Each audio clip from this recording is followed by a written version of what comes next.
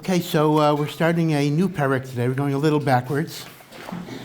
Perek Ches, which we just finished, was about inyanim of limud haTorah and lishma and the like. And again, all of these things are kedai chazer. Maybe we'll go over it later. Now we'll just go backwards to Perek Zayin, which is much shorter. I'm sorry, Perek Zayin or Perek Vav? 1 second. I'm sorry. My plan was to go weiter rather than backwards. Perek Tes is shorter. Perek Tes is in Yonei Teffilah. So it's interesting. Remember, there is a minhag Yisrael that Or Samech used to be very meticulous. Somehow it dropped out. When Rav Weinbach, Zichron Rav was alive, so after Shabbos Mincha, the whole Beis Medrash would recite Pirkei Avos. Like they did it like Ashrei. They weren't really learning it, but everyone said Pirkei Avos, and then they went to Suda Shalishis. For some reason, that minhag became batal. I'm not sure exactly why, but there is a minhag Yisrael, as you know, that starting from the Shabbos after Pesach, you learn one perek of Avos every week. And Pirkei Avos is 5 prakim of Mishnah and 1 perek of Brisa, so there's 6 prakim, we consider it. So that'll give you 6 Shabboses till Shavuos. And some people extend it further, and they do again another cycle during the summer. So there are 2 different minhagim. The original minhag was from Pesach to Shavuos, and the supplementary minhag was from Shavuos until Rosh Hashanah. And you learn Mishnah Pirkei Avos. So one of the most famous Mishnayos is indeed a mimer of Shimon HaTzadik. Al Shleisha Devarim Ha'olam Omeid, the world stands on 3 pillars. There are 3 Yesaides for Bria, and that is Al HaTorah, V'al HaAvayda, V'al Gemilas Chasadim, the learning of Torah. Avayda is both Korbanais and Tefillah, and Gemilas Chasadim are the loving kindness that we do for each other. And this is Makayim the world. The world cannot exist without Torah, Avayda, Gemilas Chasadim.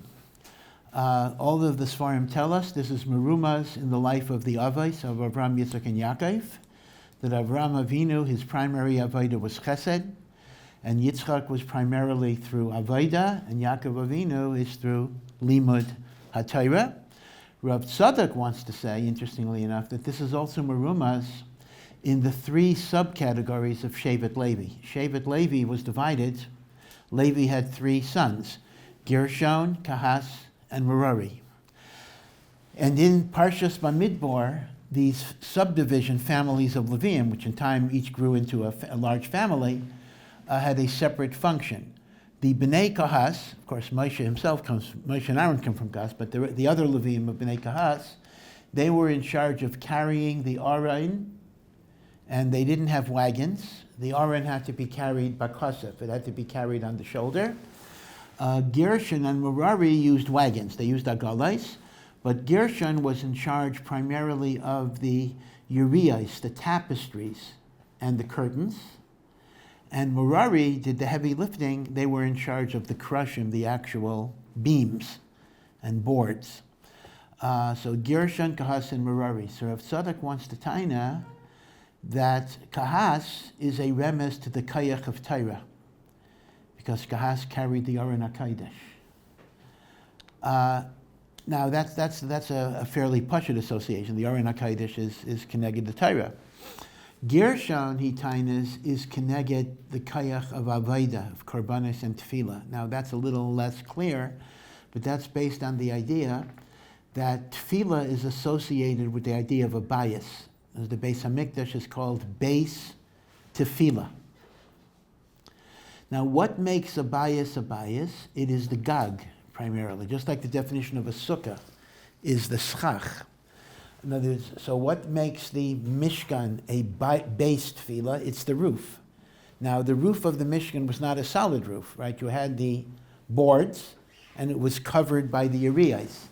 So since Gershon carried the urias that made it a bias, they're mechuvin connected the notion of Beis Tefillah, the Kayach of Tefillah. Now Merari had physically the heaviest job because they had to actually, they didn't schlep the krushim, they put them on the wagons, but they had to load the krushim, so they had to pick up these very heavy weights. Now the Gemara in Sukkah says, what is the nafkamina between gemilas chasadim and tzedakah? So one of the nafkaminas is that tzedakah is b'mamaynait. Tzedakah, I write a check, I give money. Gemilas chesed is with my guf.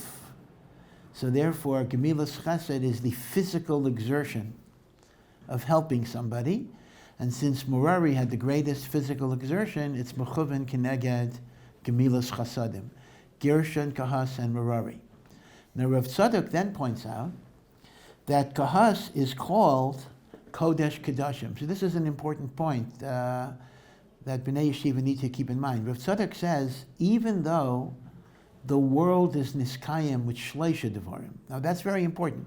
You need three things. If all you do is concentrate on Torah and you neglect Avodah and Gemilas Chasadim, you're chaser. You need three things. Torah, Avodah, Gemilas Chasadim. Right? The Gemara says, Kala Aimer Ein Li Ela Torah. Anyone who says, all I need is Torah, Afilu Torah Ein Ba. He doesn't have Torah either. So you need all three. But Rav Tzadok said, Torah is the first among equals, meaning even though you need all three, but Torah is the most important of the three, because through Torah you will come to Gemilas Chasadim and Teffilah, because the Torah will raise your understanding, but you will not come to Torah through the other two. Now, the Torah will bring you to the other two in a way that the other two will not bring you to Torah. This is what Rav Tzadok says. And therefore, Torah is considered to be Kodesh Kedashim, first among equals. You need all three, but Torah is the most important. Torah is the Iker of all. That's why the Chazon Ish has, of course, the Chazon Ish had a little bit of a paradox that even for the Chazon Ish was a tzarachian. In Amunu B'tachan, the Chazon Ish writes that just as Chazal say, Ein bor yorei chet, an Am Haaretz cannot really have Yiras Shamayim, because Yiras Shamayim comes from the learning of Torah. You're not connected to Torah, you can't stamazai.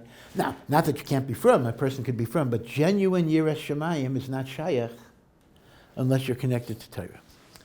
So that's what the Chazon Ish said, and that's what Rav Chaim Volozhiner would say and the like. But the Chazon Ish had a bit of a tzorach, because the Chazon Ish saw the Yeki communities. Now, in Germany, which before Rav Hirsch was going downhill, reform and everything else, Rav Hirsch he wasn't the only one, but he was the Iker Kayach that turned everything. Well, he didn't turn everything around, but he created vibrant Kehilas of Yerei Shemayim.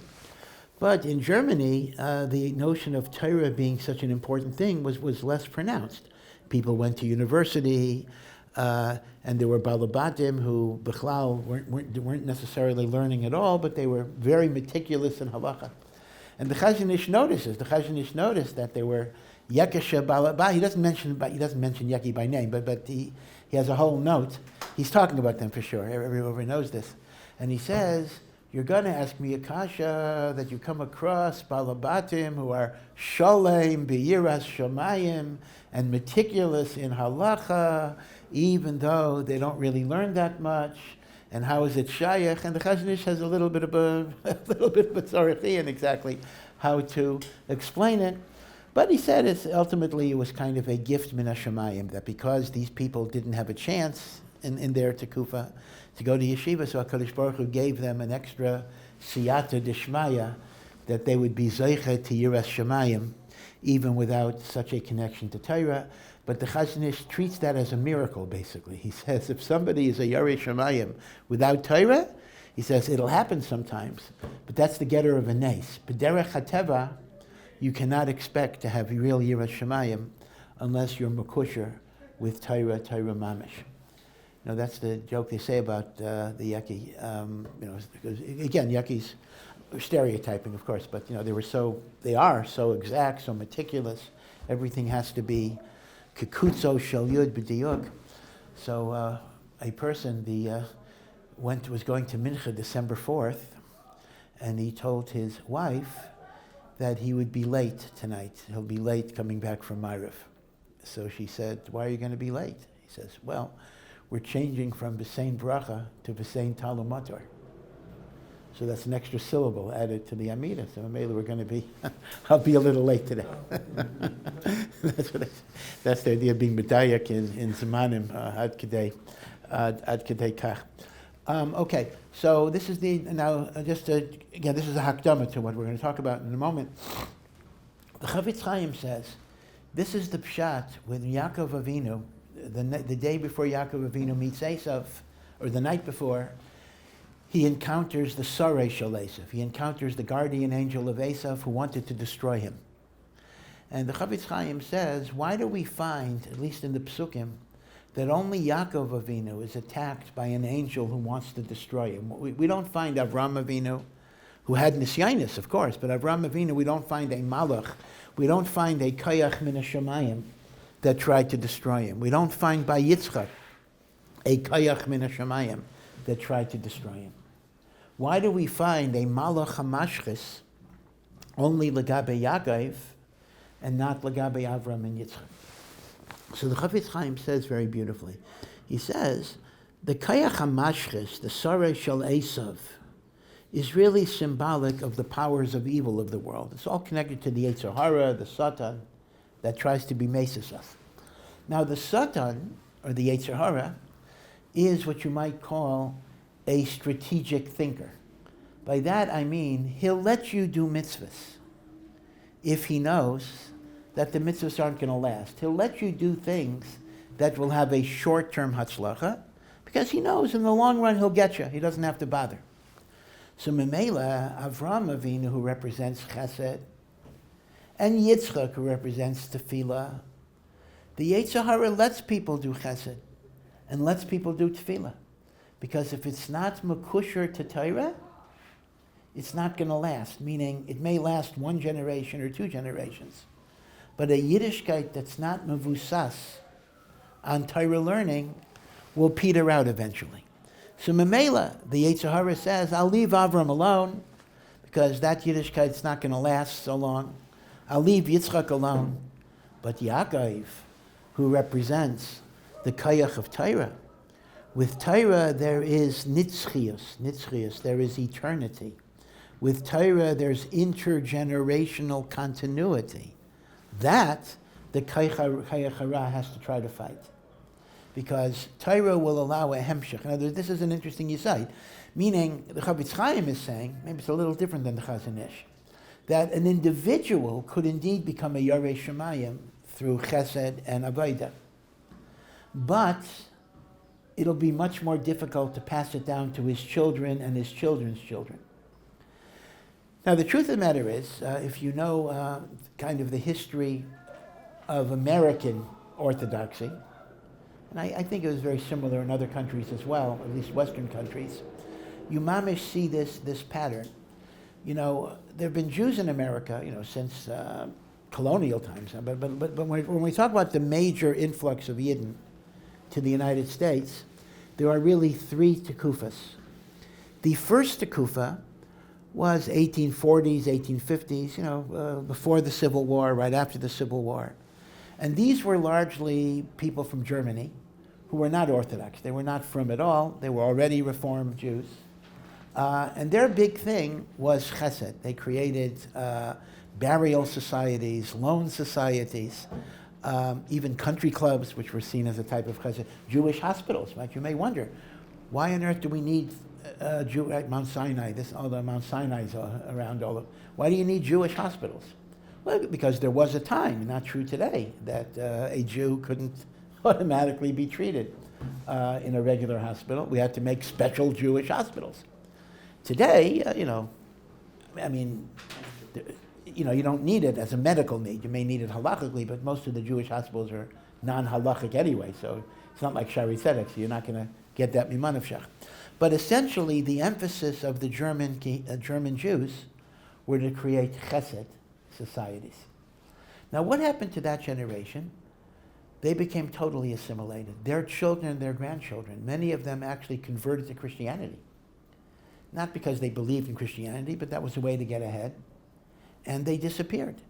Many of them are very wealthy. A lot of the big investment banking firms, Goldman Sachs, Lehman Brothers, if you know these names. These are rich, powerful investment banking were created by these German immigrants of the 1840s, 50s, 60s, who were not really frum in any way, but they were doing a lot of chesed and the like, and their descendants are largely not Jewish. The second wave came in the 1880s, 1890s, after a series of pogroms in Russia. There were pogroms, many Jews were killed, and many Russian, Polish Jews came to the United States in the 1890s and in the years World War I, before World War I. Now, the emes is there was a lot of tension. There was a very big nafkamina between the German Jews of 1840 and the Russian Jews of 1890. The German Jews of 1840, in a secular way, were very wealthy and very well educated. The Jews who came in from Russia and Poland, they were very poor. In fact, there was a whole lot of tension. A lot of the German Jews were embarrassed.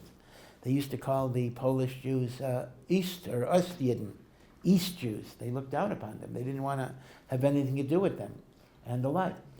Now, it happened to be that B'derech Klal, again, I'm generalizing, the Jews who came from Russia and Poland were Shomer Shabbos. They were Shomer Shabbos Yidden, but they were not B'nai Torah. They did not learn Torah.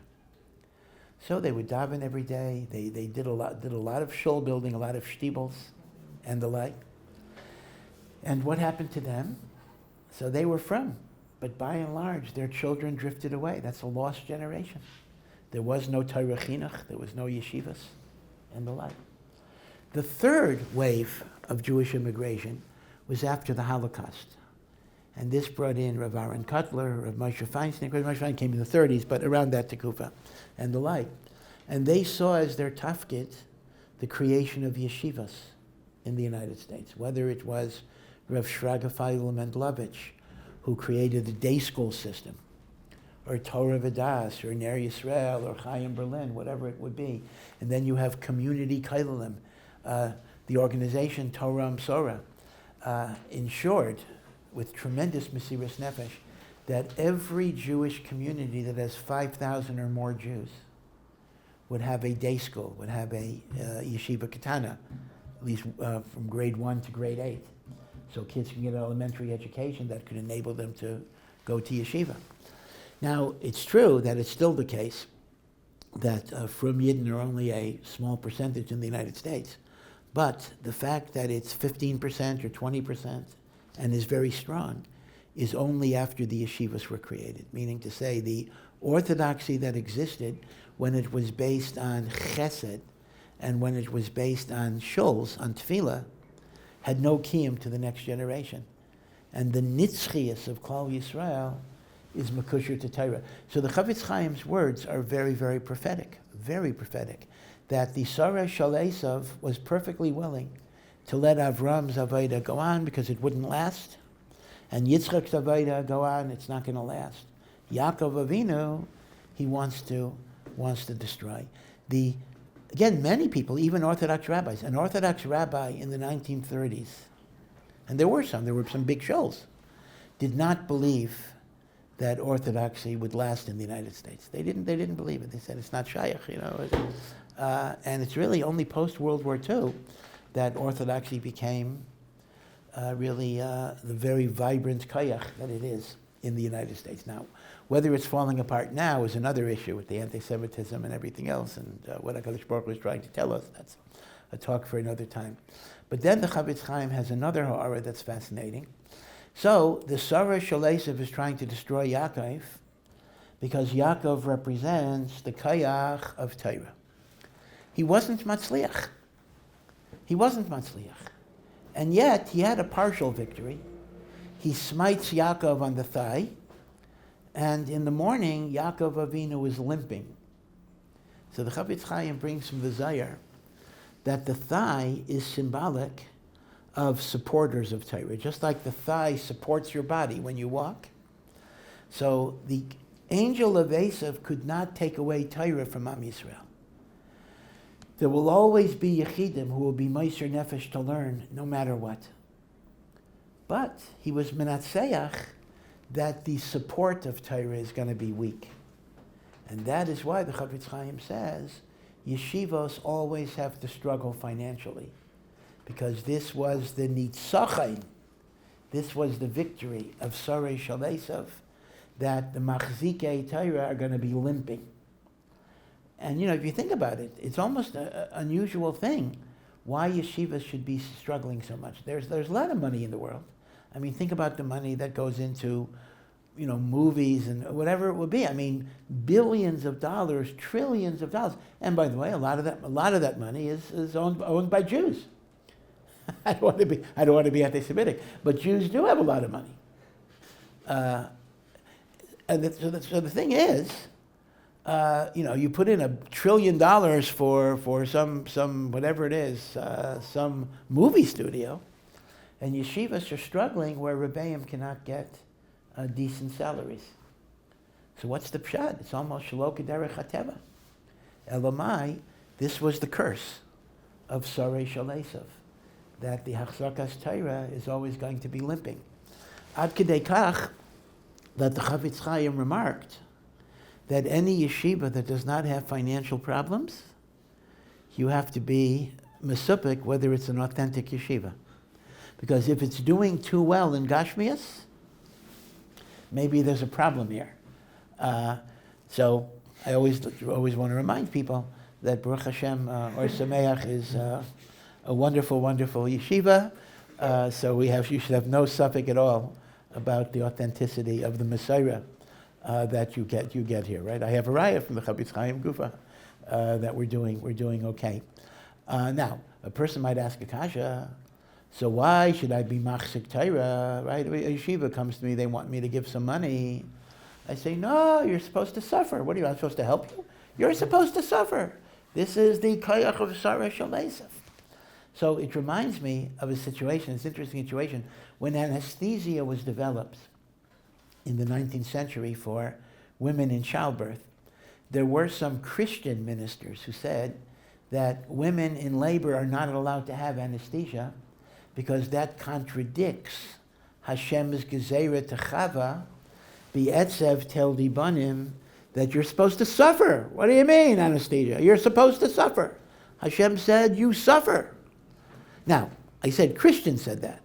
No Yidden said that. So Taka, what's our answer? Why do we allow women to have anesthesia in childbirth? The answer is there is a nafkamina between a curse and a mitzvah.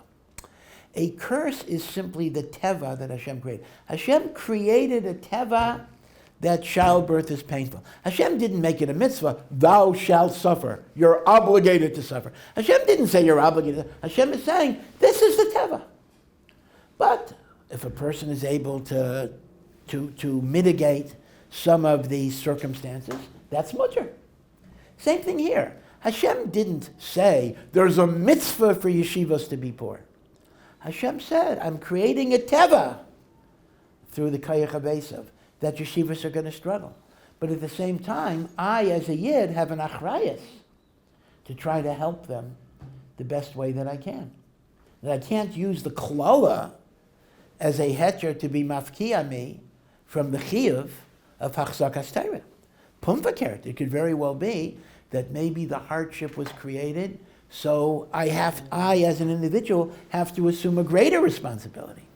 In other words, the money is not going to be there naturally. Fakert, it creates the challenge, it creates the achrayus to be machzik Torah, because the teva is that hachzakas Torah is going to suffer and is going to be weak, right? So avada, it's a davar pashut ma'id that nobody can say, I'm not going to support Torah because it's the Ratzon Hashem that yeshivos be poor. Maybe it's the other way around. It's the Ratzon Hashem that yeshivos be poor, so I will realize I have a responsibility to try to be mishtatef in whatever way that I can. Okay, so that's a little bit about Torah, Avodah, Gemilas Chasadim. Now, in the Even Shelaima, as you might expect, the primary emphasis of the Gra is on Limud HaTorah. He talks about Limud HaTorah a lot. But in Perek Tes, we'll look at today, he's going to talk about the inyan of Teffilah. Now, Gemilas Chasadim, Yitzchak doesn't talk about a lot here. The whole Sefer doesn't really talk a lot about Gemilas Chasadim, other than mention it occasionally. But now we're going to look at the second Amud, right? Perek Ches was the first Amud, the Amud of Torah. Perek Tes is in Yanei Teffilah. So now let's look at Sif Aleph. In Yanei Teffilah. Shnei Devarim Tzarech Ha'adam Lalais HaTefillah. There are two things that a person must have in his mitzias, in his personality, in order for his tefillahs to come up to Hashem. Right? The one thing we want is our tefillahs should be makubal by HaKadosh Baruch Hu. What are the two things? So it's interesting. He says, Echad shelo yiyeh b'marei ditzlusin. I mean, this is a lesson of the Zayar. Chayven. There should not be in the master of the prayer, that's the one who's davening, Marei Ditzlusin, Chayven. Chayven means Averis. I'll come back to this in a minute. Then I just want to read the second one. Hasheni Shatfila Atzma Tia Nikiyas. Let me start with the second one. The second one maybe is easier to understand. The second thing, which I'll mention first, is that you want your prayer to be pure. That focuses on kavanah, that I'm thinking about what I'm saying, I'm not distracted. My mind is focused on my words, and I turn to HaKadosh Baruch Hu, right? So that's the most obvious. If we would ask any of us, what is the important point in getting your tefillas makubal? Most of us would answer right away, it is the level of the kavanah that you have in your tefillah, and that's what the Gra counts as second. The tefillah should be pure. Pure meaning there shouldn't be extraneous thoughts or distractions in your mind. You should be able to focus on tefillah. So that, I think, most people would automatically understand that. But the first thing that he says is that it's also true that our averais, our maineya, our tefillas from being makubal. Meaning to say, if you have two people, even if they have the identical kavanah, but one person's tefillah will be makubal because he doesn't have certain averas, and the other person's tefillah will not be makubal because they have certain averas. Now again, perhaps you think this is pasha, but it's not as pasha as you might assume. I'll tell you, Rav Tzadok actually says fakert. The Gra says the two things you need for your tefillas to be totally makubal is you must purify yourself from averas by doing tshuva, and number two, you must purify your kavanah so the tefillah itself is naki. Now, I just want to mention Rav Tzadok, of course, I mean, obviously the Gra was number one earlier with then Rav Tzadok. Anyway, the Gra could argue with Rav Tzadok. And the question is, how could Rav Tzadok argue with the Gra? But okay. But Rav Tzadok says beferish that the only thing that is kaveya kabbalah satfila is kavana. And he says, theoretically, it's theoretical, a Rasha Gamor and a Tzaddik Gamor have the same kayach, that if their tefillah is on the same level of kavanah, it'll be equally answered. Now, this is theoretical because b'derech klal, 99.999% of the time, if a person is a Rasha, he's not going to have that kavanah. That's true. So this is more theoretical. But theoretically, the only thing that matters in Kabbalah's tefillah is kavanas halev. And the fact that you're a Rasha is not in itself a negative factor in Kabbalah's tefillah, except insofar, which is again 99.9% of the time, that your rishus will be pay game in your kavanah. Right? How likely is it that a Rasha will have the same kavanah in his davening as a tzaddik? Very unlikely. But theoretically, Rav Tzadok said if they had the same kavanah, they would have the same Kabbalah's tefillah. In other words, Rav Tzadok takes the surprising position that averos themselves are not maineya Kabbalah's tefillah. It is only kavana, or lack of kavana, that is Mainea Kabbalah's Tefillah. The Gra, the Ferish, learns not that way. The Gra says, Averos can be Ma'akev Kabbalah's Tefillah. So you need two things to maximize your Kabbalah's Tefillah. One is to purify yourself from sin. Now, of course, none of us are going to be totally pure, but you try to do tshuva for your Averos. And number two, the Tefillah itself should be a Tefillah b'Kabbalah. Now, he offers then a beautiful pshat in a pasuk in Tehillim. Look how he reads it in. V'zeh shekosov. This is the meaning of the pasuk. This is in the Shir Shel Yom of Yom Rishon. I said it 2 days ago. We also say this every time during the week we bring back the Sefer Torah. Mi yala b'har Hashem. Okay, he doesn't quote the whole pasuk here, but what does the pasuk say? Who will climb up to the mountain of Hashem? Mi yakum bimkom kadsho. Who will stand in God's holy place? Meaning, who will be zoicha to encounter HaKadosh Baruch Hu? So what is the answer? It's a rhetorical question. Who will be Ayla B'har Hashem? So it mentions Neki Kapayim, one whose hands are pure, Ubar Levav. Bar is a lashon of Tahara. Bar Levav, and his heart is pure. His hands are clean, Neki Kapayim. He has clean hands, Ubar Levav, and he has a pure heart. So the Gra wants to give a very precise touch to these phrases, and that is the question, right? Even the question, Mi Yala B'har Hashem. Who will climb, who will ascend the mountain of God? So what does that mean, b'diuk, the mountain of God? So the Gra says that this is a poetic way of describing Kabbalah Tefillah. Who will enter God's presence so that his prayers will be answered? Mi yokum bimkaim kadshay. Who will stand in the presence of Hashem? So the answer is two things. My hands are clean. That's a remez to my averos, because again, many averos are done with hands, so to speak, whether it's stealing, gezel. My hands are clean. I have not stolen. I have not hurt people. I have not eaten treif. Although I'm asking, some averos are done with your mouth, like lashon hara, but whatever, the phrase, Neki Kapayim, is a phrase that connotes I am clean of averos.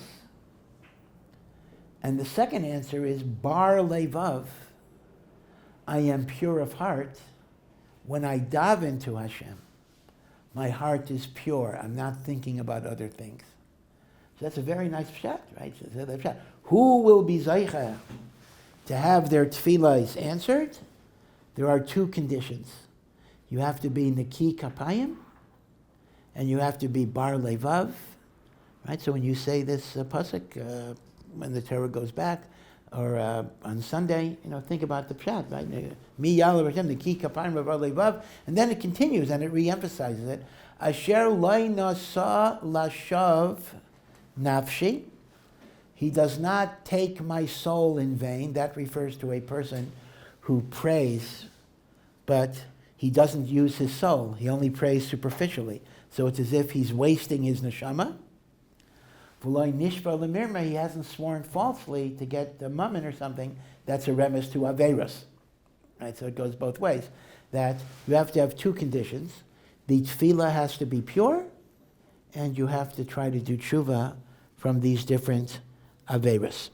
Right? So that's his pshat in the two conditions. And he explains, he explains, why does it pick, as an example of an Aveira, why does it pick, he didn't swear falsely? That's only one Aveira.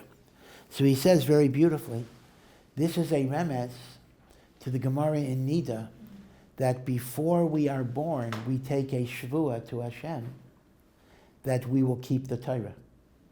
So whenever I have Averos, L'mafreya, I have sworn falsely to the Malach. Lo nishva, the person who did not swear falsely, meaning he lives a life where he's not in violation of his oath to the Malach to keep the Torah. That's lo nishba l'mirma. Okay, so that's the two conditions. And he then brings a pasuk in Eov, where Eov, right, remember Eov is suffering, and Eov says to Hashem, I'm not guilty. And he says two things. Loi chamas b'kapai, there is no gezel in my hands, meaning I don't have averos, utfilasi zaka, and my tefillah is pure.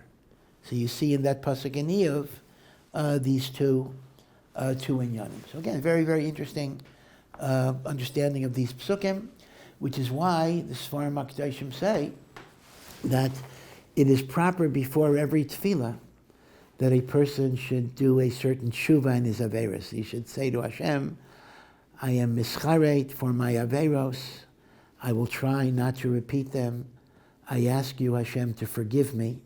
And then you begin your tefillah, because that way you're doing your tefillah in the state of tshuva, and therefore your averos will not be ma'akev your kayach tefillah.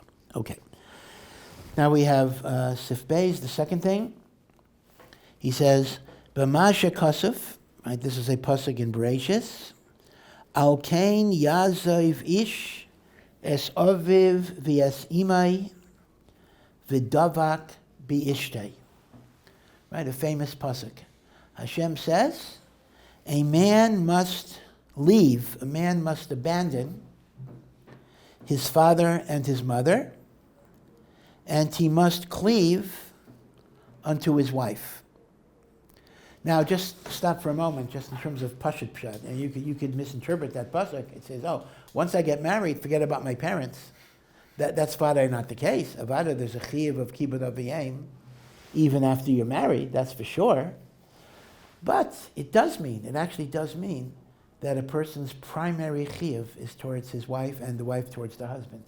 And that's actually nogea l'maisa in terms of visiting, whatever the Rambam brings, that if for whatever reason, it's very unfortunate and one should try to work it out.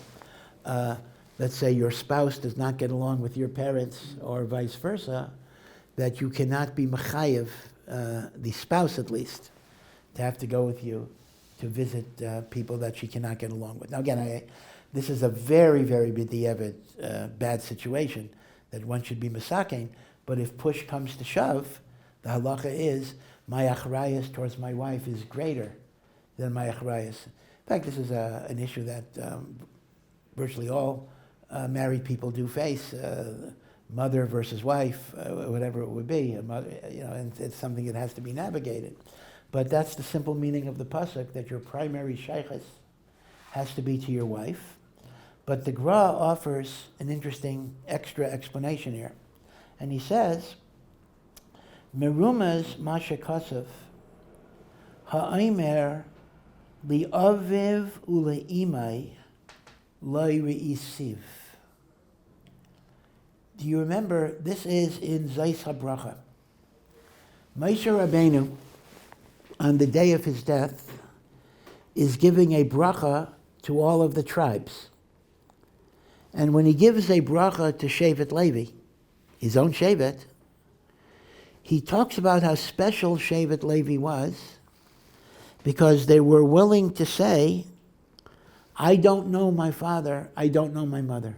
Ha'aimer, they said, La'ava v'la'imai, la'irisav, I never saw you before. What does that mean exactly? So Rashi explains that when Shevet Levi killed the Yidden, the 3,000 Yidden that were worshiping the Egel, some of the Yidden that they killed were their family members. Now, obviously, it doesn't mean their actual father, because their father would be a Levi too. Shevet Levi didn't worship, but Rashi explains it could be your grandfather. Let's assume you're a Levi, and your mother is a Bas Yisrael. So your maternal Zaidi is a Yisrael. And if he would be one of the people worshiping the Egel, Shevet Levi didn't consider the fact that this is my grandfather. They went ahead and killed him. I know that sounds very, very tough. Moshe Rabbeinu is mishabeach that. that they didn't allow family considerations to take them away from their chiyuv. And Moshe Rabbeinu was mishabeach that they were willing to say, li'aviv u'le'imai loy re'isiv. So now what the Gra says is, let's reread that into the pasuk, al kein yazevish es aviv es imai, v'davak b'yishtei. Now this is a little bit, it's interesting why this is here, because this is really connected to Perek Ches. We find that the Torah is considered to be your wife. In fact, the Gra learns the whole capital of Eishes Chayo Miyimtza, a woman of valor, which is the 31st, the last parak of Mishlei, is not only about a wife, although it is for sure, but it refers to the Shevach of the Torah. He even says, Eishes Chayo, valor. The gematria of Chayo is 48. Ches, Yud Lamed. There are 48 ways you're kind of Torah. Eishes Chayo. The Torah is the wife that you will get with 48 ways. So Memela, the Gra says the following. B'derech remes, when the Torah says, forsake your parents and cleave unto your wife, it could actually mean your devotion to Torah has to be so strong that even if it severs you from your family, you have to be willing to do it. Al kein yazev ish es aviv imai v'davak b'yishtei. Again, how this actually applies, one should not work off isolated statements. Obviously, it normally is very, very, very important that you try to foster a positive relationship with your family, whether they're from or not from. And your Yiddishkeit should normally not be something that creates separation and estrangement. But if, God forbid, it came to a choice, God forbid, then one would have to choose the Torah over everything else. Al kein yazevish es aviv es imai, that the Torah is the most important thing. Now, therefore, the notion of father and mother, therefore, is lav dafka father and mother. It refers to family responsibilities or other types of kasharim. Yazevish es aviv es imai v'davak b'yishtei, just like Shevet Levi is praised that they didn't allow family connections to take them away from their duty. And he brings similarly a pasuk, which is by Avram Avinu, Shimi bas Urei v'shechechi ameich ubeis avich. Hashem is speaking to the Jewish people as a daughter. My daughter, listen, forget your nation and your father's house. Once again, the Gra is emphasizing that sometimes Torah requires that you separate yourself from all of the attachments that could otherwise take you away. Ratzolomar, Sheyiya libay v'nafshay achar ha'Torah tamid b'loy machshava acheres. Uchamo shekosov, as it is said, bi'avasa, in her love, tishka tamid, you should literally become insane. Now the Rambam uses what you might call a bit of a risky metaphor. The Rambam uses the metaphor of a person who is lovesick for a woman. Again, one would think it's a little not sneers, but the Rambam says sometimes a person has a taiva for an isha, and you go crazy. You're thinking about it. Not that you should, but it happens. You're thinking about it 24 hours a day. You can't think about anything else. The pasuk is saying your love for the Torah should be the love sickness that a person might have to a flesh and blood Isha, because the Torah is your true Isha. Love sickness. Can't tear myself away. What a madrega. Cannot tear myself away. It reminds me a little bit. Somebody, a girl in the Beis Yaakov, her father was a big Talmud Chacham. So one of her classmates asked her, what does your father do to relax? He has tension. What does he do to relax? So she didn't say, it's interesting. She could have said, oh, he doesn't relax, he's always steiging. She didn't say that. It's interesting. She said, well, he relaxes by learning. You see, there's a big difference. I mean, there are two ways you could answer the question. You could say, I don't relax. What do you mean relax? I don't relax. I force myself, I learn. So that implies learning is work. But I'm so conscientious that I don't take breaks. That's a very high madrega, yeah. But I think it's even a higher madrega, where the pshat is, this is not work. Yeah, I work, but this is pleasure. This is relaxing. That doesn't mean I don't work. I work, but it's geschmack. That's a very, very interesting point. That's a very different idea. A person learns, and it relaxes him. It calms him down. There's menuchas hanefesh. That's v'harevna, make the Torah sweet. You see? So that's the notion of love. Love the Torah, right? In her love, you will be constantly engrossed. You know, they tell a Maisa with Rav Gussman. Rav Gussman, I don't know how many of you heard of Rav Gussman. Rav Gussman was a very, very chashuv person.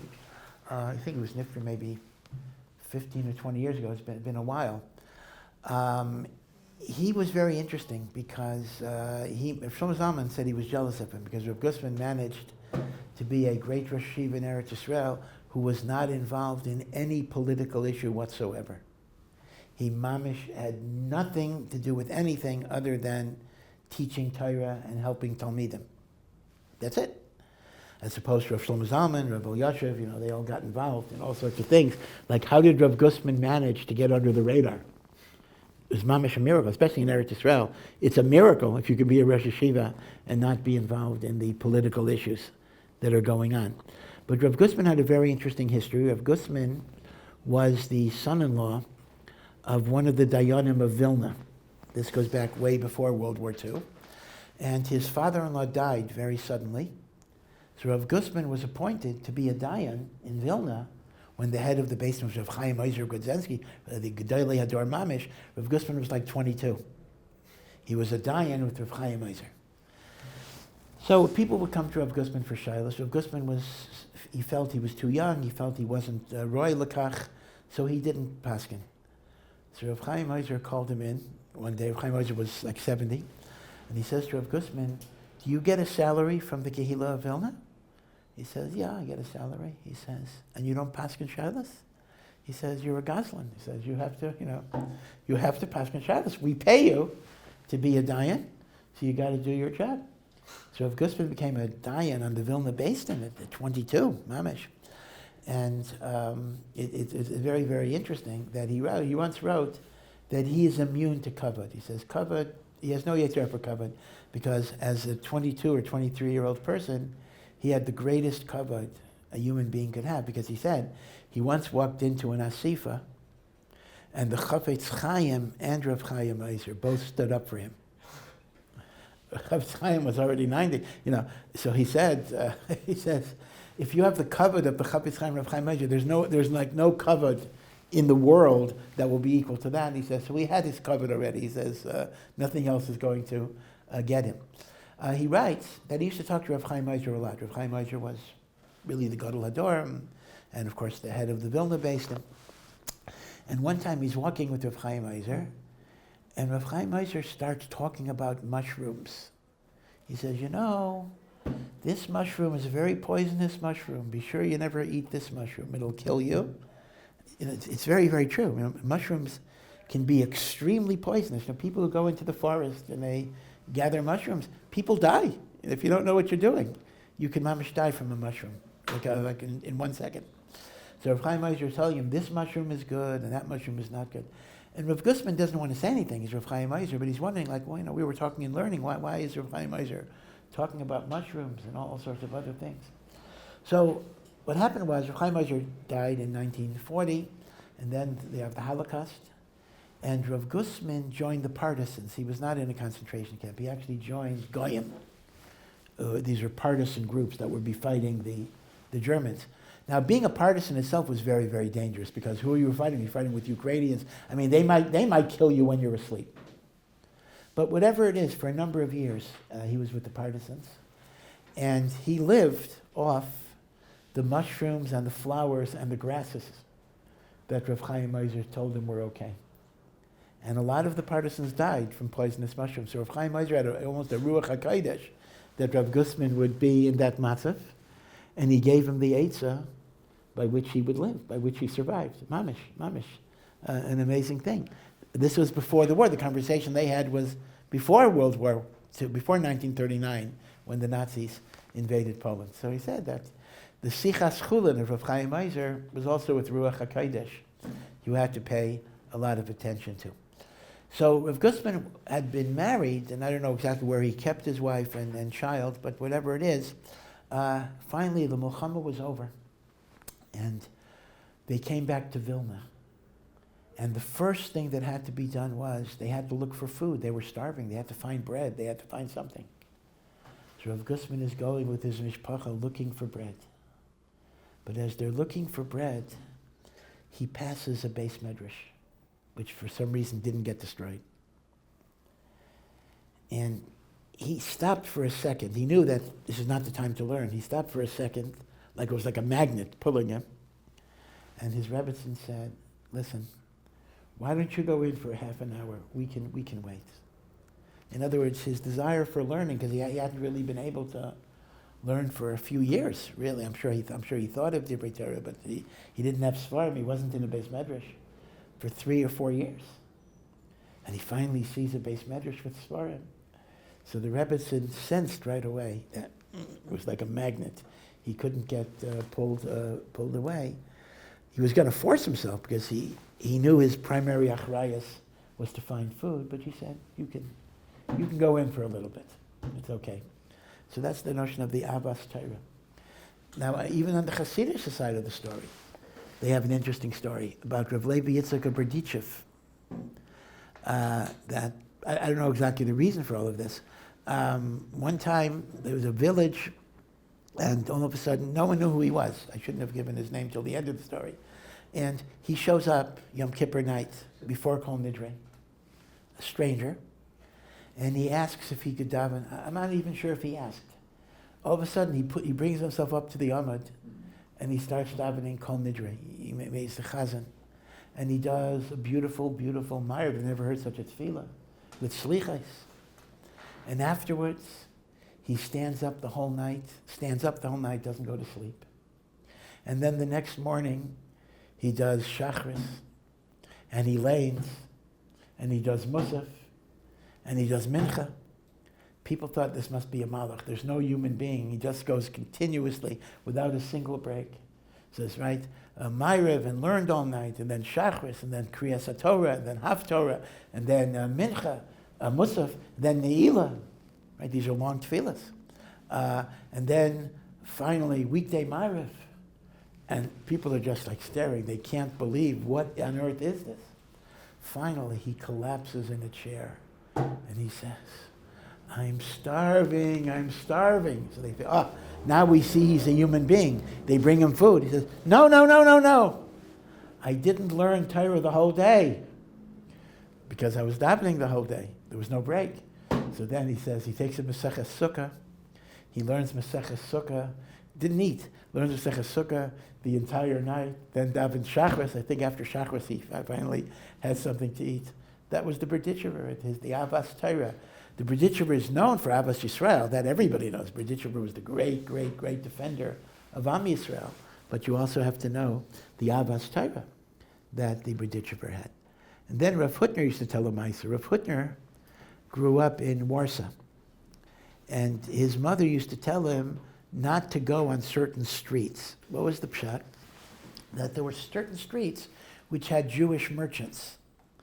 And every time they saw a kid walk on the street, they would say, hey, you manage the store for an hour. I want to go to the beis medrash to learn. They would tell kids, you're not doing anything. You take care of the customers. I want to learn for a while. So as a result, if the mother sent her child to get a loaf of bread, the kid might come back 4 hours later because he was watching this store and that store, right? So Rav Hutner's mother used to tell him, don't go to these streets, go to these streets, etc. And Rav Hutner said that even the merchants, the simple merchants who were not necessarily great lamdanim, had such an avas Torah that they would, any excuse they had to stop their business to be able to learn for a while. In fact, even in Yerushalayim, you sometimes see this, that sometimes you have a storekeeper who actually doesn't like when customers come in. Like they're learning, they're saying Tehillim, and saying, you come in, you want to, what do you want? They say almost, they'd rather you not come in because you're kind of staring their Torah. This is a famous Maisha they tell. They tell about one of these Balabatim who was Shakua Reishay Verubo in Torah. And he had customers the whole day coming in, and he was very matzliach in business. So his son was not so frum. So his son said, if my father's matzliach, even though he's not involved in the business, I'll be involved in the business. I'll devote myself to the business. Kal v'chaimer. I'll do so much better. So he decided to work and do fancy advertisements and displays. And nobody came. Nobody came. The business went bankrupt. It went down the tubes. So he went to a Rav or went to a Rebbe and said, what's going on? My father didn't care about the business ki huzeh, and he's so much liach. He says, and I'm shakua in the business, reisha berubai, and the whole thing fails. So the Rebbe said, here's the thing. The Yetzer Hara wanted to take your father away from learning. Your father was learning and learning and learning and learning. The Yetzer Hara had to figure out a way to get him at least temporarily away from Torah. So he sent him customers and customers and customers so he wouldn't be learning all the time. He says, you're not learning anyway. So what do you need customers? he says, I'm not going to send you customers if there's no positive tayelas. So Memele, he says, you're not getting customers because you're not learning anyway. So I can get my job done for free. I don't need to pay anything for it. So this is the inyan of Avas Torah. Now, in a way, this is kind of a digression from the main theme because he then says, V'chein b'tefillah. The same single-minded devotion that one should have when they learn, you should try to have it when you daven, not to think about other things, which is very, very difficult. Kamo she'amru, shelo yehei davar chotzetz beino lebein hakir. Again, these side digressions of expressions of Mamari Chazal are very, very, very nice. There is a halacha in Hilchos Tefillah that there should be no separation, ideally, we don't know, between you and the wall. Right? This is the best place to daven, or whatever, this direction. The best place to daven. There should not be a chatzitza between you and the wall. So there shouldn't be a bench, there shouldn't be a table, etc., ideally. That there shouldn't be a chatzitza between you and the wall. So the Vilna Gaon explains that b'derech haremes, kir can also refer to kiros libo, your heart. And there shouldn't be a davar chotzetz between your mouth and your heart. When you think about other things, so your heart is in Timbuktu, and your mouth is saying, Shlach lanu avinu, there is a distance between your mouth and your heart. In Tefillah, you want your heart and your mouth to match up. That's what it means. There shouldn't be a separation between the wall, that's the walls of the heart, and the person, the mouth that you're saying. Again, they have all sorts of maisim where after a person davened Shmona Esrei, so the Rebbe went over to him and said, Shalom Aleichem, good to see you. He says, well, I was here. He says, well, I know, and you're davening, you were in China, you were in New York, you were in London, you were in all over the world. You did a world trip in your mind, all these different inyanim, so Shalom Aleichem, yet you're back here. I mean, all of us, I don't want to say all of us, but I've had sometimes the experience, and it's a very disheartening experience, where, you start at Tachonim, and then somehow you find yourself by Shema Koleinu, and you're not really sure, did I say all the stuff in between? I don't mean Yalav, I don't even mean that, just the regular brachos. How did I get from here to here? I wasn't even thinking. I was automatic pilot. Right? It's a chaval. It's a chaval. It's such an avla. And again, I'm not giving anyone Musar, I'm giving myself Musar. It's such a chaval that the opportunity to talk to HaKadosh Baruch Hu, we waste with our mind wandering in all sorts of ways. So that's what the Gra says is the taich. There shouldn't be a chatzitza between kiris libai and your mouth. V'zeu inyan, now he brings Kabbalistically, yichud kudsha berichu ushechintei shepeh v'leiv hu kudsha berichu. Okay, let me give you a little bit of background on this. Again, this is very Kabbalistic, and indeed the source of this is the Gra's Perush on Tikkunei Zayar. Right? You see that Tuf Zayin. Tuf Zayin does not mean two datsuhutas. It means in modern Israeli correspondence. But Tikkunei Zayar, which is a chelik of the Zayar, that the Gra wrote a Perush on. And that is, if you look in every siddur, even the Art Scroll siddur, before many things we have L'Shem Yichud, in the name of the unification of Kudsha B'richu Ushechinte. I am doing this mitzvah, I am saying this tefillah to unify HaKadosh Baruch Hu with his Shekhinah.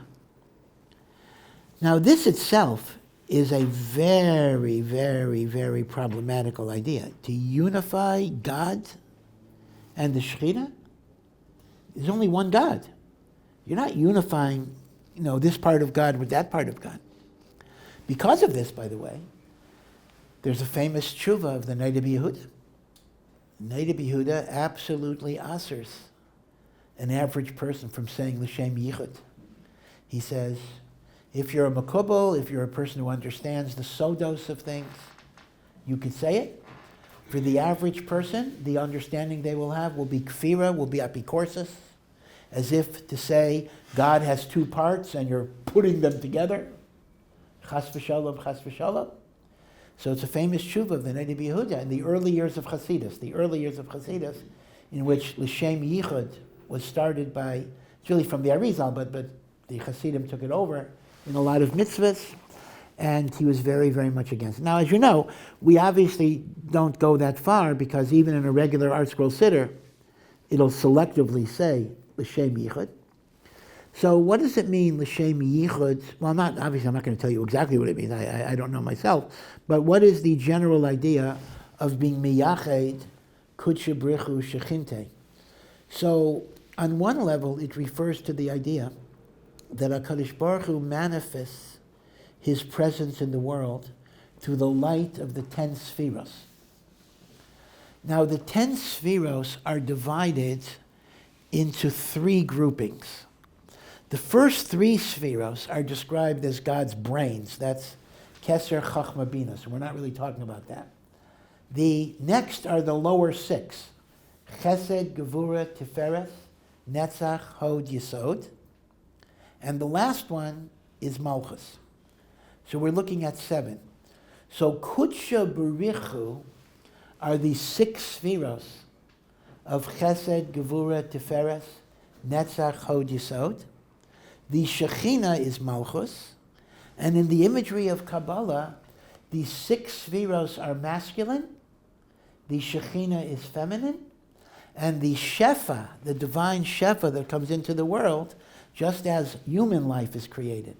When the Zohar unifies with the Nekeva, so when the 6 spheros, that are also called Zer Anpin, the microcosm face of God, when the 6 spheros unify with Malchus, that's Yichud, Kudsha B'richu, Ushechinte. Right? So the 6 spheros are called Kudsha B'richu, or they're called Zeir Anpin, and Malchus is Shechina, and the Zeir Anpin is masculine, and the Malchus is feminine, and through certain tefillahs, we're miyached the masculine and the feminine element, and that creates shefa and bracha and life and goodness in the world.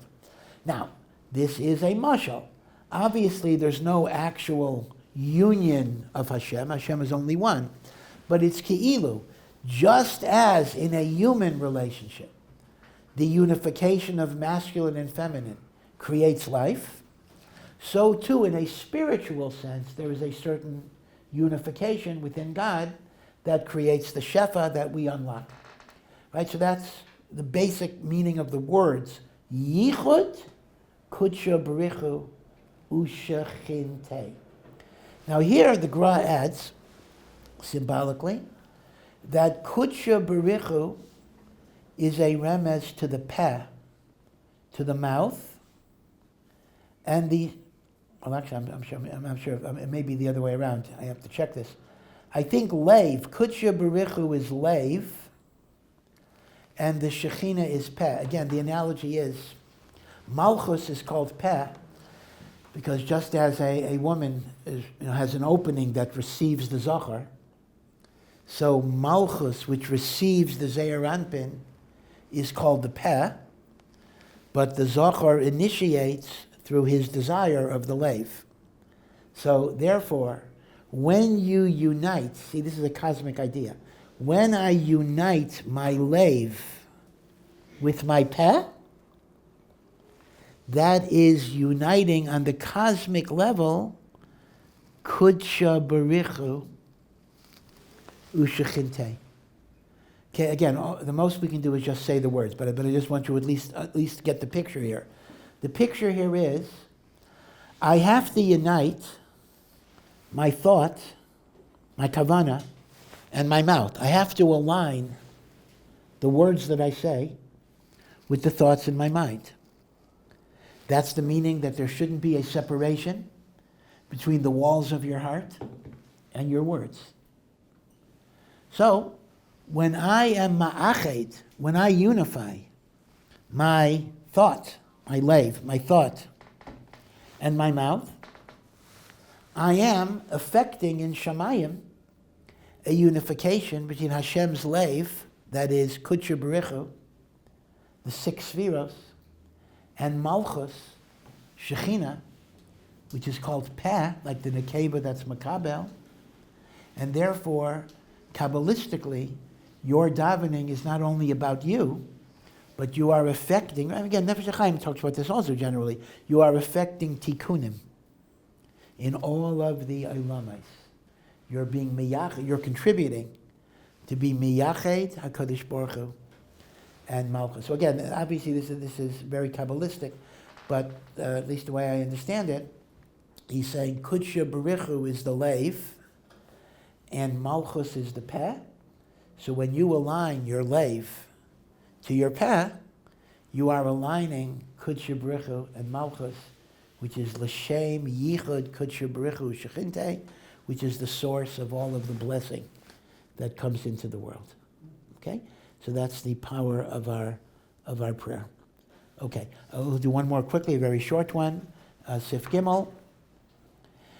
And that is Kaidam Teffilah, Tzarech Lachshay V'Laha, Kedei Shetehei Shagura B'Piv.